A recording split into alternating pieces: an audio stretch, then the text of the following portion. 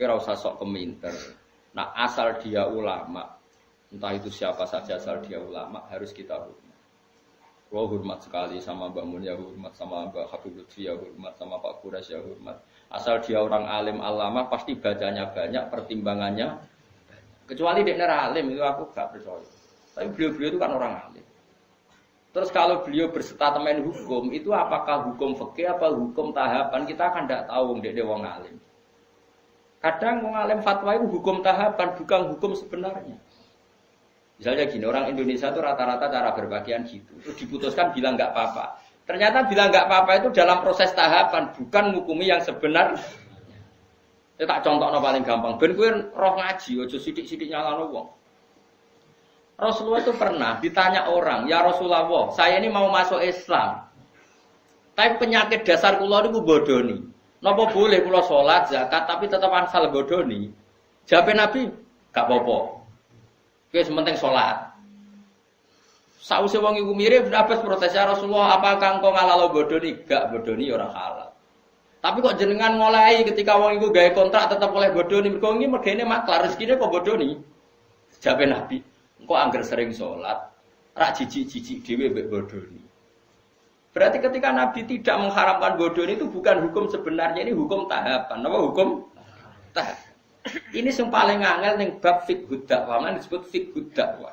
Ada hukum itu tidak sebenarnya, tapi itu tahapan. Misalnya aku ketemu cah Jakarta, mondok ning nggonku misalnya, cah wedok, biasanya katokan cekak. Tak kon jilbaban langsung kangelan. Kira-kira tak kon ya wis celananan nduk celananan. Mergo pikiranku lumayan ora katokan cekak. Terus ning atiku mesti jilbab menyusul kan ngono. Bukan darani celananan hukum sebenarnya, ini hukum tahapan.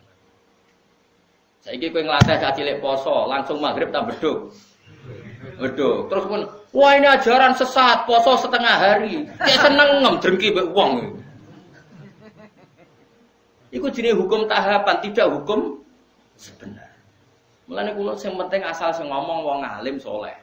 Tak baleni nek wong alim saleh. Saleh tok ora alim ora cukup. Mergo ilmune ra akeh. Alim tok ora saleh ya fasik jenenge alim ora saleh ya kacau juga. Lah titenane piye yo? Lah alim tok ora. Nah alim titan-titani dhewe biji-biji dhewe. Tapi Nabi itu figur yang luar biasa. Kadang-kadang Nabi itu ngendikan seperti itu. Ana wong memang ana wong salat tapi pamit ijek bodoh. Nek Nabi gak apa-apa sing penting salat. Setelah orang itu mirip sahabat protes. Berarti engkau membolehkan bodoh nih? Jawab Nabi, orang ngalalo bodoh nih. Sayan haru ma yaqulu aja apal hadise.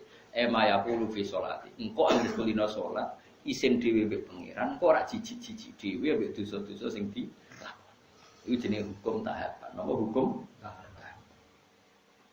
Mane masyhur cerita teng Lirboyo. Ada seorang Gus Nuwakal, senengane pacaran. Kiai ini kakuati mendingin. Ini kisah nyata. Wong iku ya keluargane sing nakal. Dong, kowe pacaran lah, anggere iso maca Sahih Muslim. Apa to? Piye iku? Iso maca hadis kok malah pacaran. Ya tenan. Berhubung itu seneng iku wae. Si cerita aku buse. Tak rewangi sinau Gus nganti walim. Jebule barang wong alim Al-Qur'an iku haram ra sida. Lha iku hukum tahapan, jenenge ora kok hukum sebenarnya. Paham ya? Bocah ngono kok ora ero, semane geger sik. Mulane ngaji ben roh dununge hukum. Hukum fikih apa hukum tahapan?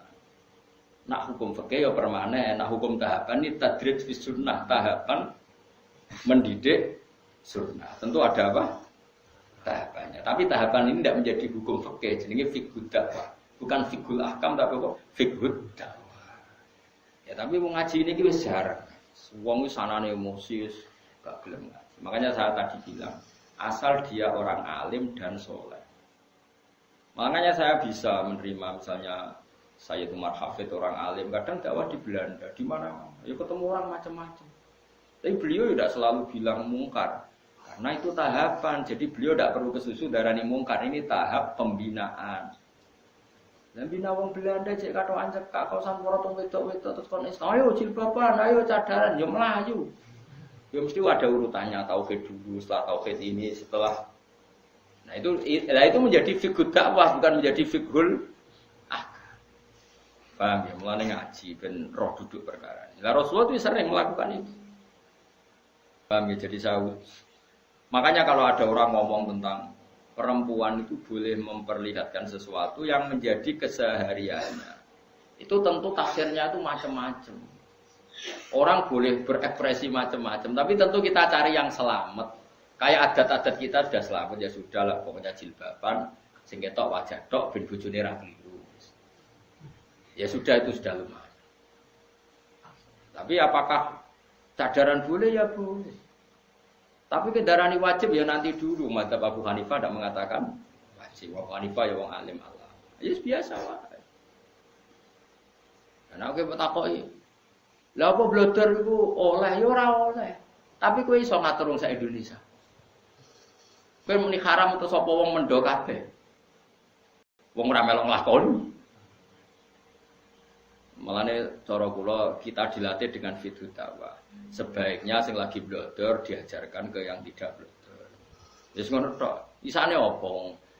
Wa ma apa dawuh kanjeng dawuh pangeran lasta alaihim bimusaitir. Nabi sendiri tidak bisa menguasai orang karena diusahakan sesuatu dilakukan dengan kesadaran. Ada ayat wala yubdina zinatahunna illa ma dzahara minha. Itu koma dzahara wis pokoke cara kula sanut guru, anut wong alim-alim serausan. Cuma kalau ada fikih kontroversi itu sampean harus ikut saya. Apakah itu fiqhul ahkam? Apakah itu fiqhul dakwah? Kalau fiqhul ahkam ya final. Kalau fiqhul dakwah itu tahapan, apa? Ya mau misalnya kita ponaan ke Jakarta, cekatokan cekak rajin bapak. Mungkin tahapan kamu pertama kan yang mendesak pencelananan pan. Kan enggak mungkin tahapan pertama langsung jilbaban. Tapi ketika kowe daran nduk sing penting celananan, itu bukan berarti celana itu sudah sempurna. Paham ya? Karena ini masih tahap. Paham ya? Lah ngono jenenge fiqhud dakwah. Jadi makanya masyhur itu kayak Nabi tadi. Ya Rasulullah saya mau Islam, saya mau sholat gini-gini. Tapi saya punya hak bodoni karena mergawe saya itu maklaran agak bodoni ra urip. Dari Nabi, ya Cung. Terus ketika orang itu mirip, Ibnu Abbas mau masa ya Rasulullah engkau boleh nodikne bodoni. Aku ra muni oleh. Lah kok jenengan mendel mawon. Sayanhahu mayaqul. Engko nak wis sering salat, sering lafadzno kalimat thayyibah, engko risi dhewe akhire ora bodoni